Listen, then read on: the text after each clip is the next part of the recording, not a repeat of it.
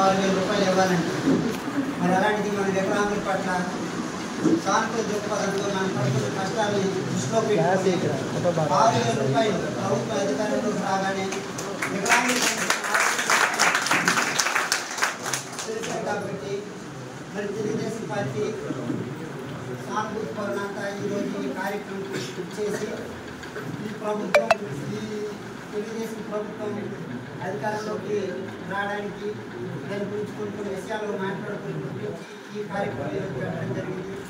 ఈ కార్యక్రమంలో పాల్గొన్న మన ప్రీతి నాయకులు శ్రీ బొబ్బు రమణమూర్తి గారికి, అలాగే జనసేన పార్టీ ఇన్ఛార్జ్ ప్రవీణ్ కుమార్ గారికి, అలాగే బీజేపీ నియోజకవర్గ ఇన్ఛార్జ్ గారికి, అలాగే ఈ కార్యక్రమానికి పాల్గొన్న నమస్కారాలు తెలియజేస్తున్నాను.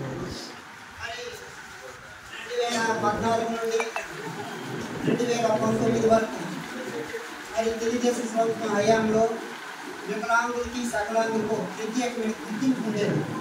ఏవైనా వెల్ఫేర్ స్కీమ్స్ వచ్చాయంటే సకలాంగులకు వికలాంగులకి ఎక్కువ ఇచ్చేది ఏదైనా. మరి ఈనాటి ముఖ్యమంత్రి పాదయాత్రలో వికలాంగులను సింపతి వరకే వాడుకున్నారు తప్పగానే వికలాంగులు పక్కన ఫోటోలు తీసుకొని సింపతిని పొందడానికే ఉపయోగించుకున్నారు తప్పగానే అధికారంలోకి వచ్చాక వికలాంగుల సంక్షేమాన్ని పూర్తిగా మర్చిపోయారు ఈ జగన్మోహన్ రెడ్డి వైసీపీ ప్రభుత్వంలో. వాళ్ళు తప్పాలుగా నేను జిల్లా దివ్యాంగుల విభాగం అధ్యక్షులుగా ఉన్నాను, రాష్ట్ర కమిటీలో ఉన్నారు.